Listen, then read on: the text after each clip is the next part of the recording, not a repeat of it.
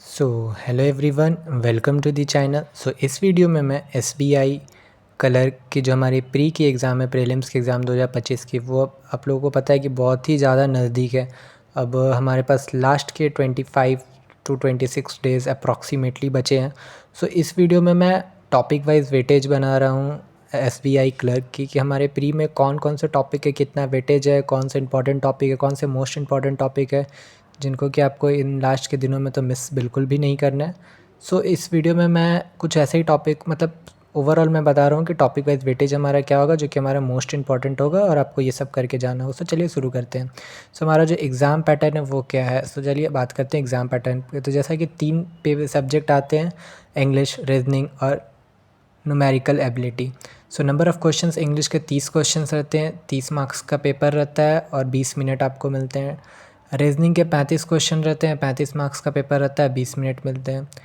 Numerical ability के 35 questions रहते हैं, 35 मार्क्स रहते हैं, 20 मिनट, मतलब ओवरऑल आपके पास 100 क्वेश्चन है और 100 मार्क्स है और आपके पास 60 मिनट्स मिले, मतलब 1 घंटा का समय है आपको ये पेपर सॉल्व करने के लिए। मतलब ये आपका प्री का एग्ज़ाम 1 घंटा का होता है। चलिए अब बात करते हैं इंग्लिश के हमारे 30 क्वेश्चन है, ठीक है। इसमें मोस्ट ज़्यादा वेटेज ऑफ द क्वेश्चन कौन सा है? रीडिंग कॉम्प्रीहेंशन से आपके 8 से 10 क्वेश्चन एग्ज़ाम में आपको देखने को मिल जाएंगे। सेंटेंस रीअरेंजमेंट से आपको 4 से 5 क्वेश्चन एग्ज़ाम में देखने को मिल जाएंगे। फिर क्लोज टेस्ट से आपको 5 से 6 और कभी कभी तो 7 क्वेश्चन भी आपको देखने को मिल जाते हैं। फ्रेजेस से आपको 3 से 5 क्वेश्चन एग्ज़ाम में देखने को मिल जाएंगे। वर्ड स्वैप और वर्ड रीअरेंजमेंट से आपको 3 से 4 क्वेश्चन एग्ज़ाम में देखने को मिल जाएंगे।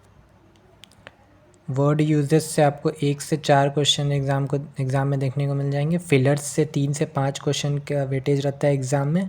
पैराजंबल भी इंपॉर्टेंट है, 3 से 5 क्वेश्चन आपको पैराजंबल के भी मिल जाएंगे एग्ज़ाम में, 3 कभी कभी 4 भी आ जाते हैं। मिसप्रिंट से 3 से 4 क्वेश्चन यहाँ से भी आपको मिल जाएंगे। एरर डिटेक्शन जो कि मोस्ट इंपॉर्टेंट है, पूरा ग्रामर है, जिसमें 3 से 5 क्वेश्चन आपको यहाँ से भी देखने को मिल जाएंगे। सेंटेंस इंप्रूवमेंट से 2 से 3 क्वेश्चन।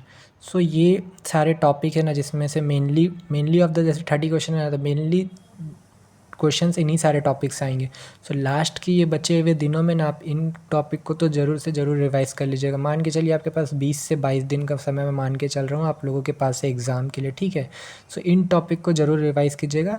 मैं एसबीआई क्लर्क की जो लास्ट के 20 डेज़ की हमारी क्या स्ट्रेटजी होनी चाहिए, क्या एक रोड मैप होना चाहिए, किस तरीके से अपने टाइम को और इफेक्टिव करके एग्ज़ाम करके तैयारी कर सकते हैं, उस पर भी मैं वीडियो बना रहा हूँ।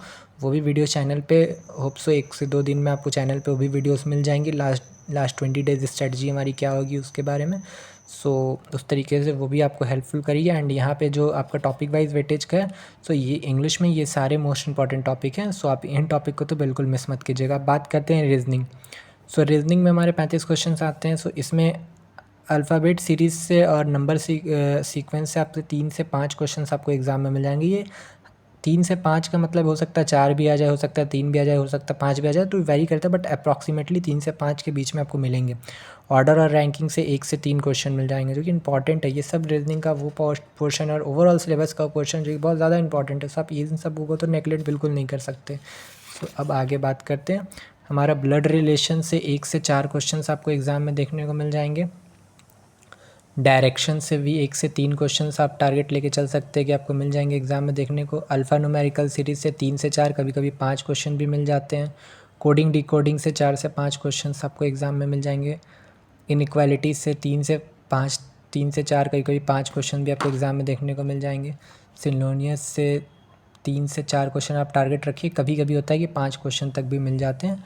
सबसे ज़्यादा important puzzles and seating arrangement, ये ऐसा टॉपिक है जिससे एसबीआई क्लर्क बहुत ज़्यादा इंपॉर्टेंट क्वेश्चन पूछे जाते हैं, जो कि ये 15 से 20 क्वेश्चन आपको एग्ज़ाम में मिलते हैं, कभी कभी तो 21 तक क्वेश्चन मिल जाते हैं। ये एक ऐसा इंपॉर्टेंट टॉपिक है ना, जिसको कि आप भूल के भी मिस नहीं कर सकते हैं। ये आपको बहुत अच्छा से करना होगा। आप एंड इसके बाद मिसलेनियस, आपको 1 से 5 क्वेश्चन आपको मिसलेनियस टॉपिक के भी आपको एग्ज़ाम में देखने को मिल जाएंगे। ये रीजनिंग के वो ओवरऑल टॉपिक्स हैं जो कि आपको बहुत ज़्यादा इंपॉर्टेंट है, जो कि आप बिल्कुल मिस नहीं कर सकते। लास्ट के बचे हुए दिनों में आपको इन सारे टॉपिक पे तो अपना रिवीजन और अपना कमांड अच्छा करना ही होगा। अब बात करते हैं हमारे न्यूमेरिकल एबिलिटी के भी 35 क्वेश्चन एग्ज़ाम में आते हैं। इसमें से सबसे ज़्यादा इंपॉर्टेंट किस में से टॉपिक है, सिंप्लीफिकेशन और अप्रॉक्सीमेशन से आपको 8 से 10 क्वेश्चन मिल जाएंगे, कि बहुत ज़्यादा वेटेज का है, 8 से 10 क्वेश्चन मायने रखता है आपको एग्ज़ाम के लिए। डेटा इंटरप्रिटेशन से 5 से 11 तक क्वेश्चन आपको एग्ज़ाम में मिल जाएंगे, कभी कभी 7 मिल गए, कभी 10 मिल गए, कभी 8-9 ऐसा टाइप के क्वेश्चन आते हैं। केसलेट से आपको 2 से 6 क्वेश्चन आपको एग्ज़ाम में मिल जाएंगे। मिसिंग नंबर सीरीज़ से 3 से 4 क्वेश्चन आपको एग्ज़ाम में देखने को मिल जाएंगे आराम से। रॉन्ग नंबर सीरीज़ से भी 2 से 4 क्वेश्चन तक आप अप्रॉक्सीमेटली टारगेट लेके चल सकते हैं, आपको एग्ज़ाम में मिलेंगे। अर्थमेटिक्स से 10 से 15 क्वेश्चन, फिर ये भी मोस्ट इंपॉर्टेंट वेटेज रखता है अर्थमेटिक, जो कि आपको 10 से 15 क्वेश्चन का वेटेज देता है अकेले एग्ज़ाम में, ये भी बहुत इंपॉर्टेंट है। अब बात करते हैं क्वाड्रेटिक इक्वेशन से 1 से 3 क्वेश्चंस आपको मिल जाएंगे। सो ये ओवरऑल मैंने बताया कि 35 क्वेश्चन में से ना ओवरऑल क्वेश्चंस आपको यही सारे टॉपिक से मिल जाएंगे। लास्ट के दिनों में आप ये गलती बिल्कुल मत कीजिए कि सब कुछ को रिवाइज़ करने के चक्कर में पड़ गए। सबसे पहले और सबसे इंपॉर्टेंट क्या है, सबसे पहले उन टॉपिक को रिवाइज़ कीजिए, उन टॉपिक पे अपना कमांड बनाइए जिसका कि नंबर ऑफ़ वेटेज ज़्यादा है, जिसका कि जिसमें से ज़्यादा क्वेश्चंस आते हैं, जिसमें ज़्यादा नंबर ऑफ़ क्वेश्चंस आते हैं। अगर वो सारे टॉपिक आपके हाथ में हैं तो आपको दिक्कत नहीं होगी एग्ज़ाम में। सो इसलिए मेरा ये वीडियो बनाने का मेन पर्पस वही है कि आप लोगों को ये पता चल जाए कि लास्ट के दिनों में कैसे और यूज़फुल करें, क्या टॉपिक वाइज वेटेज है, किन टॉपिक को किस हिसाब से अपना टाइम दे, किस सब्जेक्ट को कितना टाइम दे। सो ये सब तो मैंने ओवरऑल बता दिया। अब बात करते हैं हमारा मोस्ट इंपॉर्टेंट बात जो कि है वो क्या है। मोस्ट इंपॉर्टेंट क्या है, लास्ट के दिनों में अब मान के चलिए आपके पास 22 से 25 दिन का समय, ठीक। तो आपने सब कुछ पढ़ लिया होगा, सब कुछ रिवीजन भी आपने, बहुत लोग हैं जिनका रिवीजन भी चल रहा होगा और ऑलमोस्ट बहुत का ऐसा होगा जिसका कंप्लीट भी हो गया होगा रिवीजन। बट अब लास्ट के दिनों में और अच्छा रिवाइज़ कैसे करें, तो लास्ट के दिनों में सबसे अच्छा चीज़ होता है ना, रिवाइज़ योर ओन नोट्स। आपके जो भी खुद के नोट्स हैं, आपने जहाँ से भी पढ़ाई किया हो, कहीं ऑफलाइन जाके किया हो, ऑनलाइन किया हो, कोई बैच किया हो, कहीं से भी किया हो, इन सारे तीनों सब्जेक्ट का, चाहे वो आपका रीजनिंग रहे, इंग्लिश रहे या न्यूमेरिकल एबिलिटी रहे, आपने जिस भी टीचर से पढ़ा होगा ना, उनके नोट्स आपके पास होंगे। पर्टिकुलरली आपने अगर जितने भी दिन पढ़ा होगा आपने नोट्स बनाया होंगे, उन सारे नोट्स को आप निकालिए एंड लास्ट के बचे हुए जितने भी दिन आपके पास बचे हैं ना, उन सारे नोट्स को अच्छे से पढ़िए। हो सकता है ये वीडियो कुछ लोग ऐसे भी होंगे जो देखेंगे 2-3 दिन बाद देखेंगे ये वीडियो, से उनके लिए और दिन कम बच जाएगा। बट आपके जो भी नोट्स हैं, जो भी आपने खुद से बनाए नोट्स को निकाल के एक बार रिवीजन कीजिए, क्योंकि हम लोग गलती क्या करते हैं ना, नोट्स तो बहुत सारा बनाते हैं बट लास्ट के दिनों में फिर हम लोग यूट्यूब पे या कहीं भी और भटक जाते हैं कि ये भी पढ़ ले, ये भी पढ़ ले, ये भी पढ़ ले। 10 चीज़ पढ़ने से अच्छा एक चीज़ को अच्छा से पढ़िए। सो आपके खुद के जो भी नोट्स हैं उन नोट्स को निकालिए और उसको अच्छे से रिवाइज़ कीजिए तीनों सब्जेक्ट में। और सबसे फर्स्ट तो वो उन सारे टॉपिक को कीजिए जिसके नंबर ऑफ़ वेटेज ज़्यादा है एग्ज़ाम में आने के जो टॉपिक के। सो अब बात करते हैं मॉक टेस्ट। मॉक टेस्ट के लिए क्या है कि जब लास्ट के आपके पास 20 से 22 दिन, मैं एक टारगेट मान के चल रहा हूँ कि आपके पास इतना दिन बचेंगे। सो आप कम से कम कोशिश कीजिए ना कि जितना ज़्यादा से ज़्यादा, मैं तो बोलूँगा मॉक टेस्ट लगाइए, बट आप अपने अकॉर्डिंग एटलीस्ट ये तो कोशिश कीजिए कि आप कम से कम नहीं भी तो 10 मॉक तो आप लगा ही लीजिए, हर ऑल्टरनेट डेज़ लगा लीजिए एक मॉक। सो वो आपको हेल्पफुल रहेगा, आपका मार्क्स स्कोर इंक्रीज़ करे। बट रिवीजन करने के बाद मॉक लगाइएगा, डायरेक्ट उठ के मॉक लगाने मत चल जाइएगा, नहीं तो मार्क्स कम आएगा, फिर आप डिमोटिवेट हो जाइएगा। पहले अच्छे से रिवाइज़ कर लीजिए जो मैं बोला, उसके बाद मॉक लगाइए तो आपका मार्क्स आपको इंक्रीज़ होते हुए दिखेगा। बात करते हैं PYQ।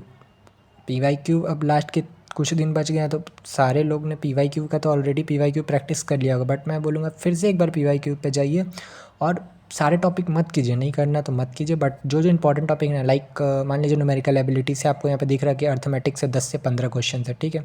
सिंप्लीफिकेशन से 8 से 10 क्वेश्चन है। तो ऐसे ऐसे टॉपिक जिसका नंबर ऑफ वेटेज ज़्यादा है, जैसे आपको पजल्स एंड सिटिंग अरेंजमेंट 15 से 20 क्वेश्चन, उन सारे इंपॉर्टेंट टॉपिक का ना PYQ एक बार आप फिर से और एनालाइज कर लीजिए, तो आपको क्या होगा ना कि और कॉन्फिडेंस आपका बूस्ट होगा।